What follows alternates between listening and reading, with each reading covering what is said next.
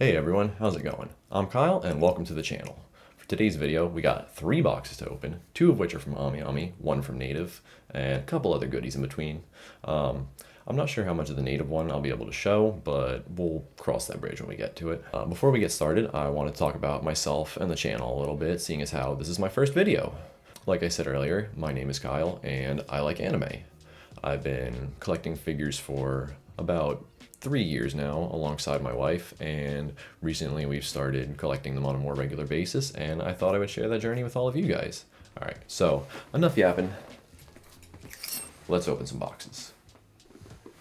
Alright, so our first box is actually my November box from Ami, and I wound up shipping this Surface, and it took so long to get here with, you know, the holidays and New Year's and all that. This one only actually has 1 figure in it.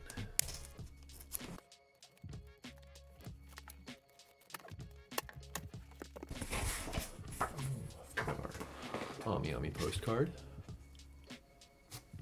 That's nice.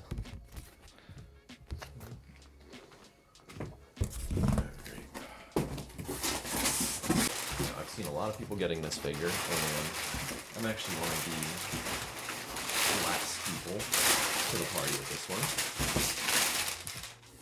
So we have Surtr from Arknights by Good Smile Arts Shanghai. She's a 1/7 scale, and I believe she costs just under 20,000 yen. Now, I don't even play Arknights, but she looked so nice when she went up for pre-order, and I just couldn't resist the whole, you know, punk skater girl look. So, let's get her out.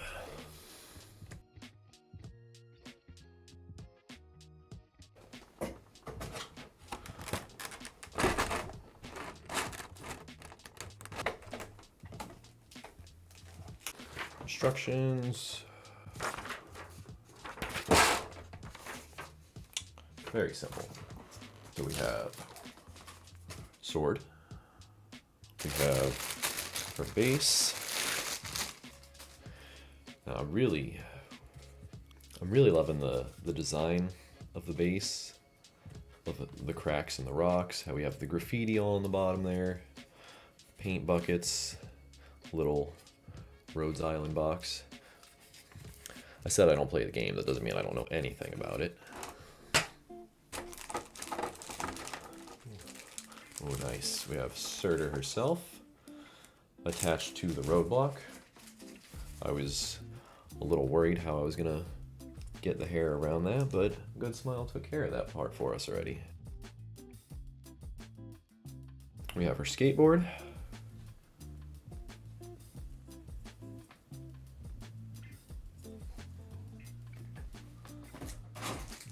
We have our rolls of paper, it looks like, that we just ever so gently place into the box.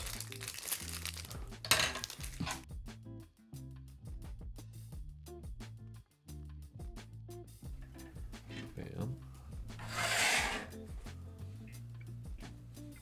I like how the chains on her neck and her skirt, you can actually see the lines in between the chain links. Alright, and there we have it. Overall, her assembly is fairly straightforward. So really only 3 pegs that need to go in. It's a very nice paint job. No blemishes or anything anywhere. The shading on the hair is very nice. You can see, loving the scratches on the signboard behind her. Fairly straightforward assembly. As I said earlier, I do not play Arknights, so I really have no sort of bias towards it, but I do love this figure. Shading is great, the hair sculpt came out great. All the fine details are very well done, such as all the little tags on her skirt, the tags on her socks, the lines in between the chains. I'm really liking the decals on her eyes. Good Smile Arts Shanghai usually does a very good job with their figures, and this one holds up to that standard. Alright, on to the next one. Our second box is actually my January Ami box. Oh boy. I got a little smarter with this one and decided to do EMS after I got sick of waiting 3.5 months for the other one, Surface Mail. That is entirely on me. I'm not blaming Ami in any way, shape, or form. They said they would be shut down for New Year's. That is entirely on me for choosing Surface. But let's get this one open.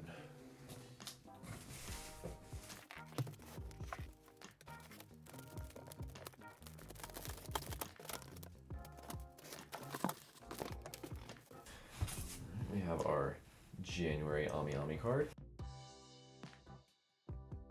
So this is my clear file along with all the other ones.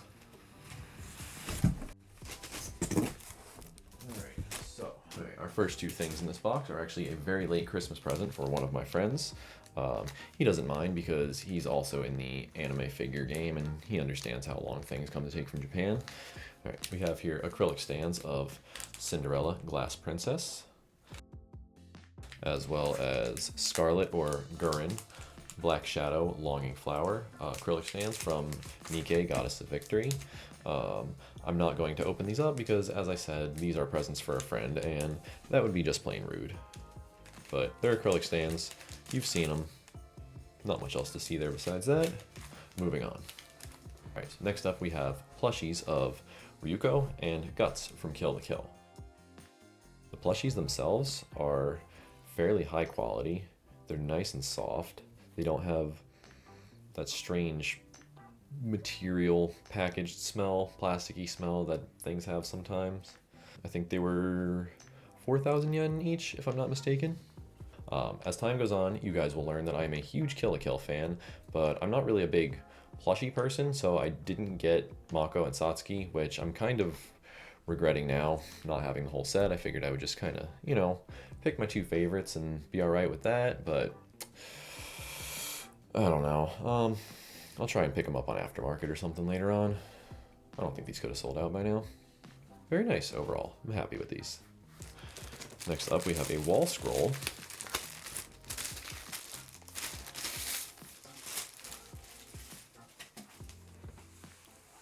of Scarlet or Gurren Black Shadow Longing Flower from Goddess of Victory Nikkei.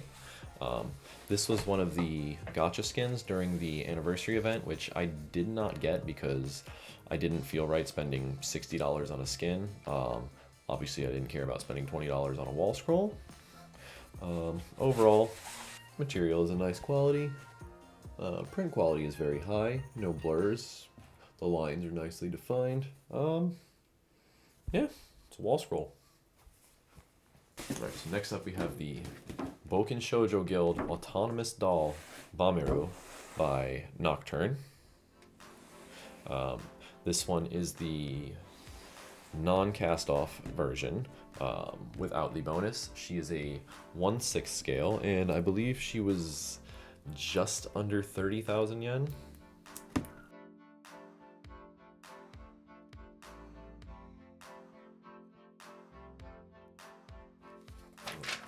Instructions.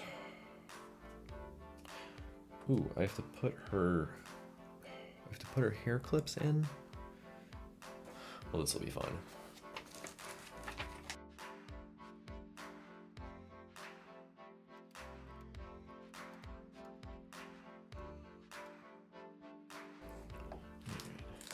Have her little earring hairpiece.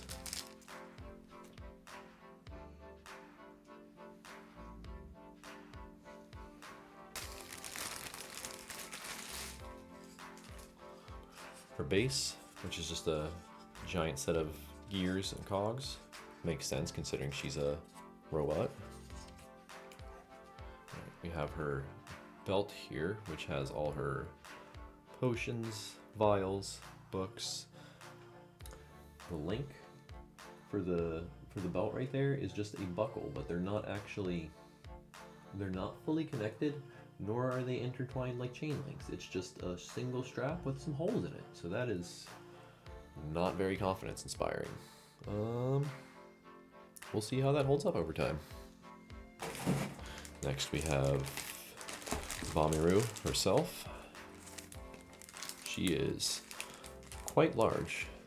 considering she is a 1/6 scale. And that just kind of rests on there like that. And that's...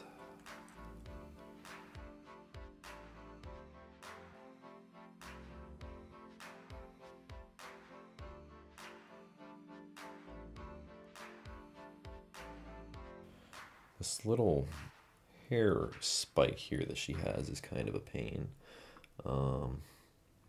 It only goes in one direction, and it is too clear to tell which direction it goes.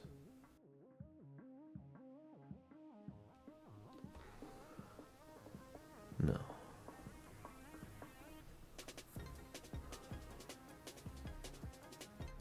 No way.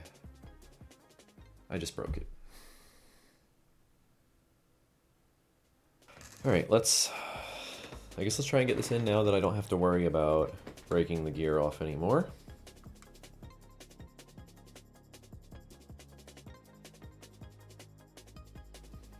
All right, there we go. All right, so for future reference, if any of you guys are trying to put this together, this little spike here doesn't go, it goes in at a super steep angle and then kind of comes back up so you don't make the same mistake I did. This gear is held on by the tiniest little piece of plastic. That thing must be a millimeter in diameter, if that. So be careful, please. I feel like anytime you have a figure that the assembly is mostly straightforward, you're going to have one part that is not, just like that. Overall, I'm pretty happy with the way she turned out. I really like the whole concept behind her being an autonomous doll, how you can see the ball joints in her elbows, her knees, hips. I really like all the finger joints, how they're all articulated in there. I didn't think her features were going to be quite as large as they were, but considering this is a Nocturne figure, I should have expected that.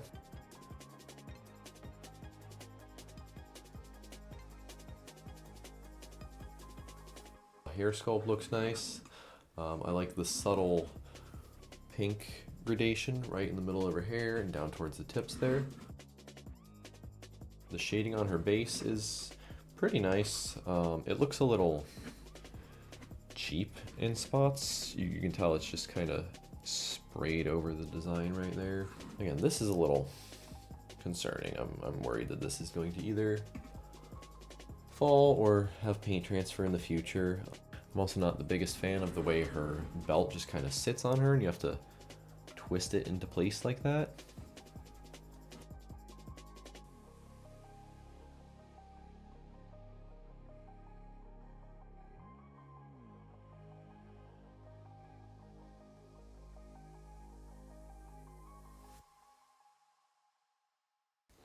All right, and now our last figure, as I said, is our native figure. So we're going to cross that bridge when we get there.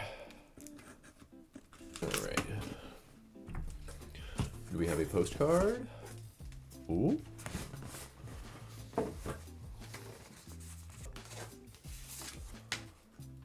Ooh, nice. I won't show you guys that yet. I'll show you the figure first. So, our last figure today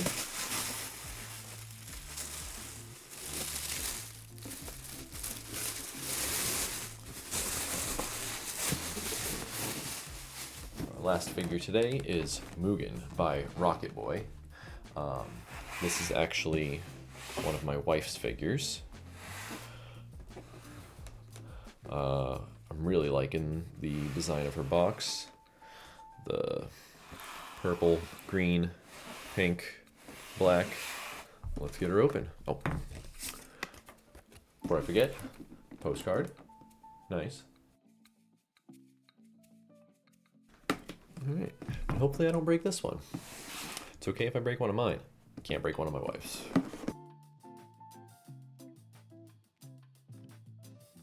I actually have broken one of her figures before. I fixed it and then immediately broke another part on it. So I'm not a newbie to fixing figures. I have done it before. We're gonna start with the bottom tray first because this is a 3-layer base.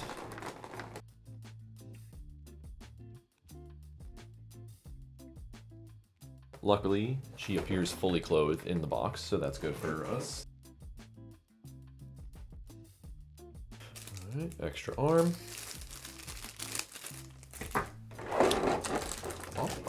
And I'm assuming this is the cast-off body, so you guys will not be seeing that. I do collect a good amount of cultured figures along with my wife, so I don't know, maybe we'll do something besides YouTube with that in the future. We'll see.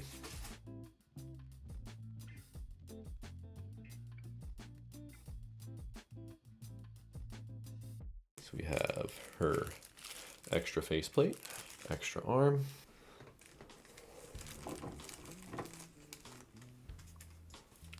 Luckily, instead of her being cast off, she is just 2 separate bodies, so that makes this a lot easier. I do believe I'm gonna have to take her head off though to get all this plastic out that's in between. All right, so the instructions say arms, hood. Nice. Ooh, it's like a nice flexible plastic. That's cool.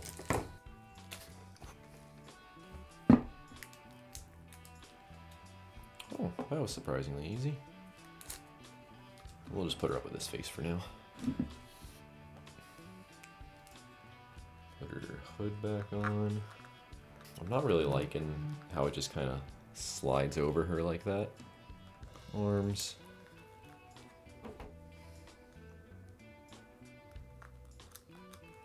And then her base, which this thing is literally just a brick. It's just a brick of solid plastic. And she just kind of rests into place right there. There's a little divot in the brick for her. And there we go. She's done. That is Mugen by Rocket Boy.